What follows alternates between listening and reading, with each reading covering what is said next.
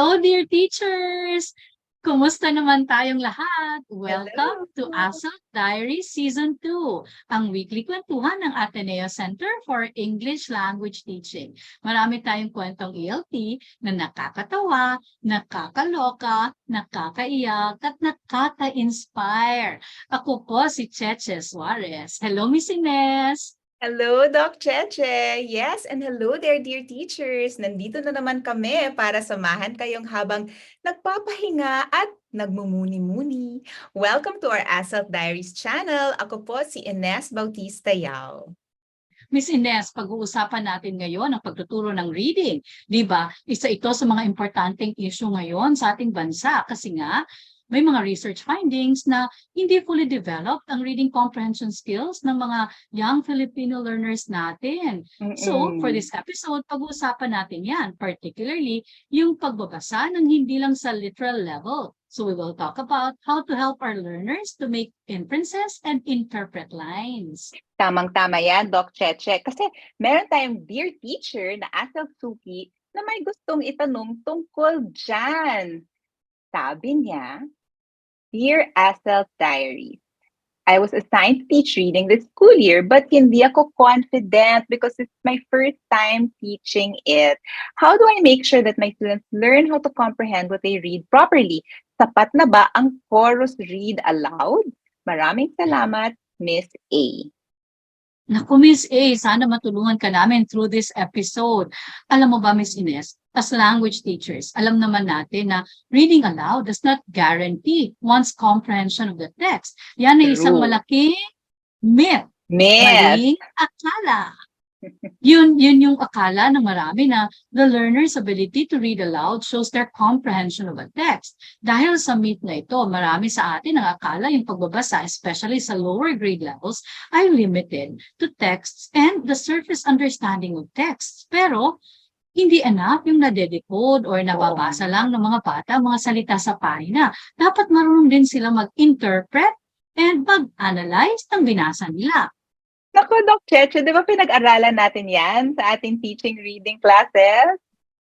Yes, totoo yan, Miss Ines. Naku, naaalala mo pa. Kaya nga sa Bloom's Taxonomy, di ba, kailangan ituro natin yung lower level and higher order thinking skills or HOTS. Naku, I'm sure alam na alam ng mga dear teachers natin ang HOTS na yan. So, if we look at the diagram of Bloom's Taxonomy, very clear na kailangan ma-develop ang foundational skills para makatulong sa pag-develop ng higher order thinking skills. So, kailangan may explicit teaching or malinaw na pagtuturo ng higher order thinking skills. So, sa reading, di ba, Miss Ines, hindi enough yung nakakapag-read aloud ang mga pupils natin dahil yan ay nasa decoding stage lang. And hindi rin enough na nasasabi nila ang definition, meaning ng individual words kasi nga nasa literal level pa rin yon. Kaya, after nito, dapat marunong din makapag-deduce or infer ang mga bata. So, Doc Cheche, ano ang ibig sabihin ng pag-deduce or pag-infer?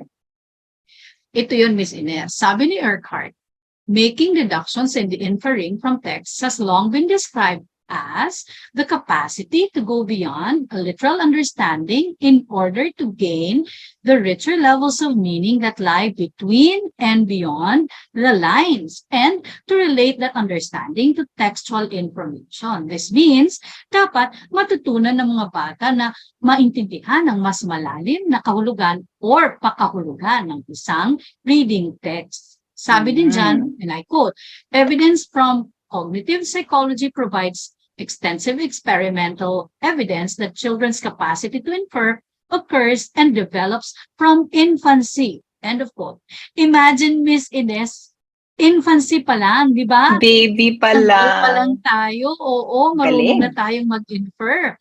Ano ibig sabihin yan para sa atin, dear teachers? Siyempre, na dapat as teachers, we continue to develop this skill in our classrooms. True. Paano kaya ito pwedeng gawin ng mga dear teachers natin, Miss Ines?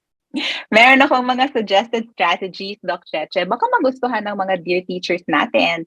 One of the strategies is to read real text for real reasons. Usually, yung ginagamit natin as teachers ay classroom text, stories, poems, and nasa textbook or binigay na sa atin ng mga coordinators natin. Enough ba ito? Baka pwede nating dagdagan, di ba? Imagine kung paano matcha-challenge or mamamotivate ang mga bata kung bigyan natin sila ng real or authentic texts na kailangan nilang intindihan. Yes. Otherwise, hindi nila ma-achieve yung goal nila. So isang magandang halimbawa, instructions to play a game. Kailangan talaga nilang maintindihan or hindi nila magagawa ang next step, which is to play the game.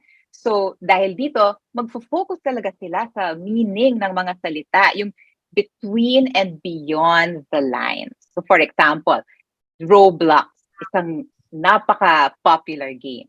So isang website, Yes. makikita natin ito.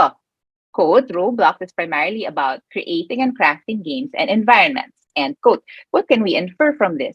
Kasi nga, creating and crafting. So that means participate in making your own world. And then, games. So, playing games in this world. Diba? Ganon. Pero, dapat itry nyo rin, mga dear teachers, para alam nyo yung sinasabi namin. And then, another strategy is set aside time for your students to actually read. Hindi sapat ang mga strategies sa classroom lamang. Dapat i-practice nila ito sa real life. And how can they do this? By being given time to really read. Pwede tayo mag-set aside ng time every week just to read a book that interests them. Tapos, we as teachers can ask questions about yung binabasa nila. Halimbawa, from Harry Potter, kung binabasa ng student yung Harry Potter. Diba, Doc Cheche, meron kayong sample ng Harry Potter dyan. Okay, so for example, the line, Dobby is free. Kung nabasa natin ang Harry Potter, pwede natin i-interpret yung freedom na sinasabi ni Dobby, yung isang character sa book.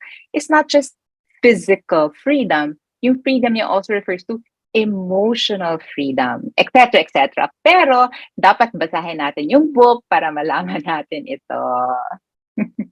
Very practical and doable ang mga exercises na yan, Miss Ines. Relevant and interesting din, I'm sure, for the students. Pero may question ako. What's Ano the best yan? way for the teacher to show students how to interpret and infer? Maganda kung i-model ni teacher kung ano ang dapat gawin. Halimbawa, if you want to teach the students how to make predictions about a text, this is what you do.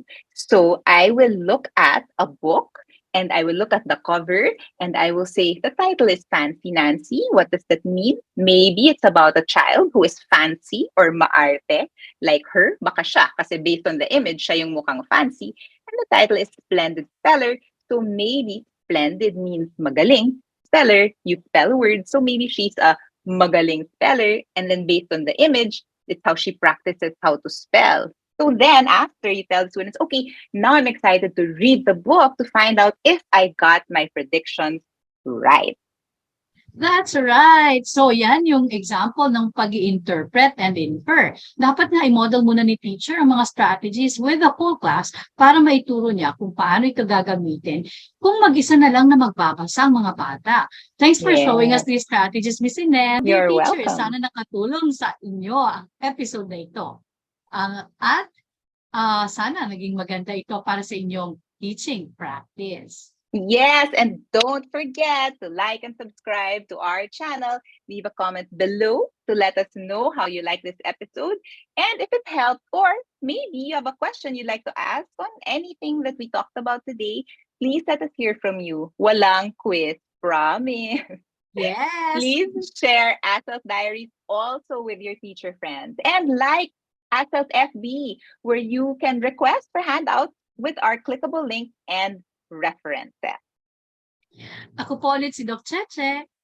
And ako naman si Miss Ines, at kami ay nagpapaalala sa inyo to make reading a habit. Yes. Bye, Bye, dear dear teachers. teachers.